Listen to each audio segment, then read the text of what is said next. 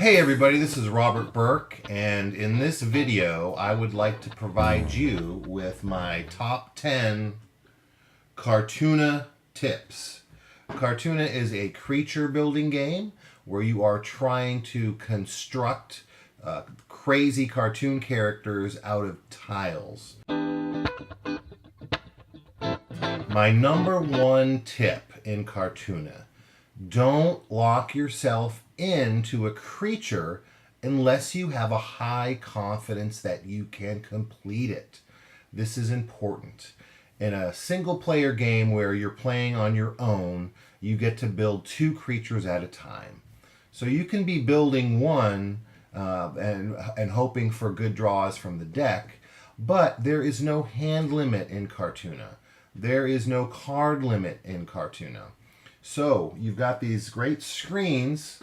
Use them. Put your tiles and your cards behind this screen and construct your creatures behind the screen. Only when you have a creature that you're confident you can complete, meaning you've got the tiles or most of the tiles, and you have cards that can protect it. Lock card, block cards to block other people from stealing tiles from your creature. When you have a defense in your card set, then you can start playing tiles to the table to finish that creature. Once you play a tile, you are locked down. So if you play a head tile, for example, because you've got a matching color body tile and you play it on your second turn, and your opponent steals that and you don't have another body, especially or a body of the same color, then now you're dependent on luck of the draw from the deck, right? So build up your tile hand, build up your card hand before you commit. That's the first tip. You do not have to play a tile or card on your turn. You can take your turn and just draw a tile and draw a card and then pass. So in this way you can build up what you have available to you before you start building your creature. So this is an important one, and I think you'll do much better if you follow this just one tip.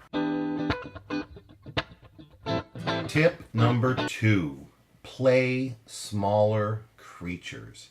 It's tempting to build a big, giant 8-tile creature, especially all of one color. You can score a ton of points doing that, but especially in the beginning of the game, unless you've got a set of tiles where you really know and cards where you can finish an 8-tile creature, go for the smaller ones first because they're quicker to complete. You can complete a 2-tile creature like this with just 2 turns. Or if you want to build an 8-tile creature, that's going to take you 8 turns. So the creature is going to be exposed for a lot longer. So you have to have more cards to defend an 8-tile creature for a longer period of time. Now, yes, it's fun and you can do it and you can score a ton of points. And maybe in a single player, player versus player game, you can start a big giant creature, but keep that spot open to build smaller ones. In team games, same thing. Try to collect tiles and try to get those smaller creatures up and on the board so you can start scoring. Tip number 3. Steal your own tile in a pinch. Now, let's say, for example, you have started this creature on the board. You've got this front body. It's going to have 4 legs, and it's worth, you got a 6-point tile and a 2-point tile. That's a pretty good start for a creature. But let's say that you happen to draw this tile on your turn, right? So if you had just waited and not played this front body, you would have had this. That's a full creature, and it's the same color. That's worth 22 points right there. So what you can do is you can play a steal card if you've got one, and you can steal your own tile back, freeing up that spot. Now you can play this tile, and boom, 22 points. So those steal cards are valuable not just to steal from your opponents, but to help you reset your creatures.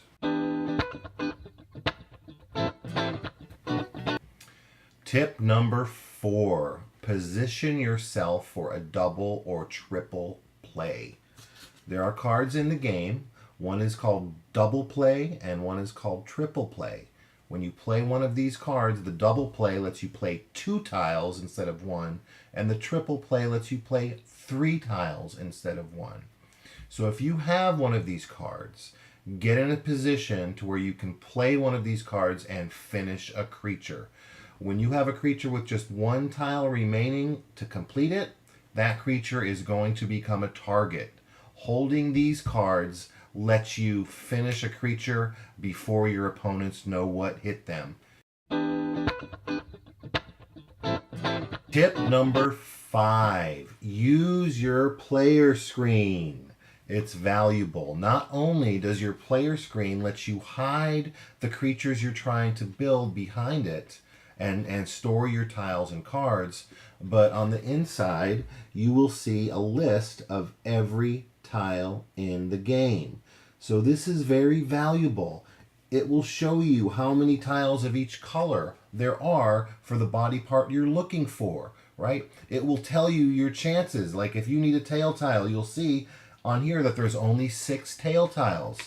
So if you've seen a bunch of tail tiles be played already, you may not want to start a creature that requires a tail, right? So that player screen is valuable because it will show you what your odds are to get the tiles that you're looking for.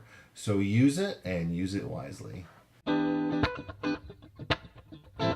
Tip number 6, save your defensive cards, especially your block cards, right? There's a bunch of these in the game. And your karma cards. There's 2 of these in the game. So if you get these in your hand, remember there's no hand limit in Cartoona, so you can save them for later.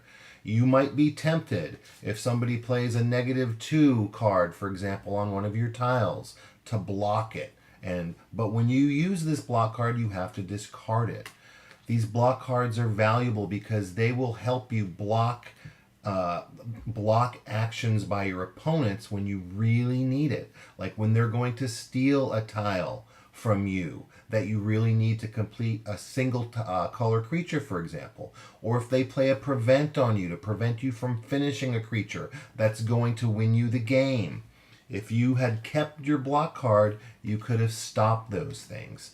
So don't use your block and your karma cards willy-nilly. Save them for when you really need them. It's a good tip. You should listen to it. Tip number 7. Change color is your friend. There are some cards in the game, change cards, that let you change the color of one tile in play. So, if you can build a creature of all one color, you're going to get double the points.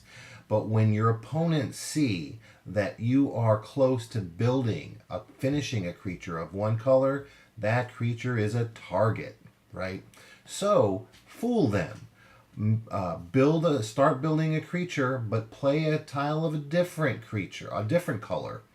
And then that might help relieve the heat on that creature, right? Because they're thinking, well, we should go, especially if you're building 2 and you have one creature that's all one color, but you have another creature that might have a tile that's not the same color.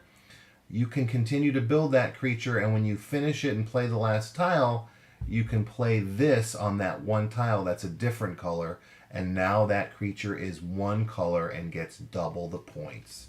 So use this change color card, it's your ace in the hole, to score you a bunch of points. Tip number 8, maximize your swap cards. Swap cards in Cartoona can be a lot of fun, but you can also use them to great effect if you use them at the right time. There's a couple different flavors of them, so I'll give you a couple examples of things you can do. In a previous example, you remember this here, that we stole this back and were able to finish this. There's also a swap card that lets you swap out a tile in your hand with a tile in play. So if you had gotten yourself stuck like this and you played that swap card, you could then swap it out with your new tile and you would score that creature. But also there's swap cards that let you swap any tile in play with any other tile in play. So again, if you had played this, and then your opponent had played this, you could swap these two. They have to replace each other, and you would score that creature. But also, you can do other interesting things. If you have a creature that has a body part that has a negative card played on it, and the same body part your opponent has a positive. Let's say they've got a positive +3 and you have a -3. If you swap those tiles, the cards go with it. So you just gained yourself 6 points against that opponent with that one swap move. So use your swap cards wisely. Save them for the right moment. Tip number 9. Bait your opponent. Remember, in Cartoona, once you finish a creature, you do not have to score it. You can leave it up on the table in order to play more points on it. Now, a lot of players don't do that because your creature is at risk when you leave it on the board. Other players can play negative cards on it or steal tiles. But if you've got a hand of cards, if you've been collecting cards, if you've got the Super Karma card especially, and maybe some block cards in your hand, leave it up. Leave it there as bait. So when another opponent goes to steal or swap a tile on your finished creature, you can play the Super Karma card and you are going to get 5 points for that. Because this is one of the best cards in the game if you have it.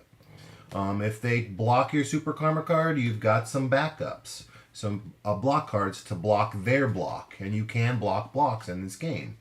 So if you've got a good hand of cards and you've got a creature that is a tempting creature for your opponents to mess with, and you finish it, leave it on the board. Bait them into your little trap.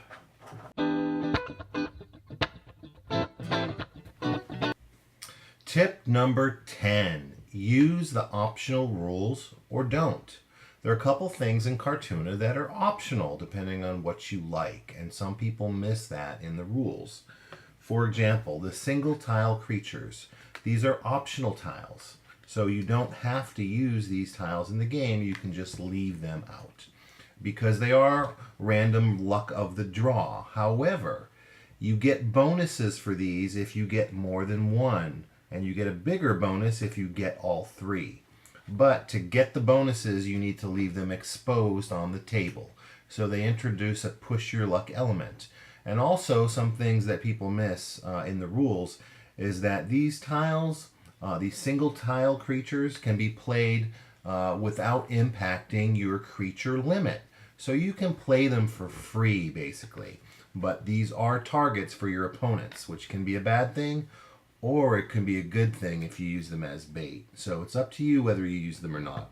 Also, the cheat card. This can introduce some fun to add a more light-hearted environment in the game. But it is optional. If you don't want people playing a cheat card and just taking something, then just take it out of the game. If you find it appalling that I would include a cheat card in a game, just take it out and rip it up. You don't have to use it. But if you think it would add a little bit of spice and fun to your game, feel free to include it. So just make sure it's in the rule book. It'll tell you which rules are optional and which ones are not. So I hope you've enjoyed this top 10 tips for Cartoona. I hope it helps you in your games. I hope it improves your gameplay and helps you have more fun. Thanks.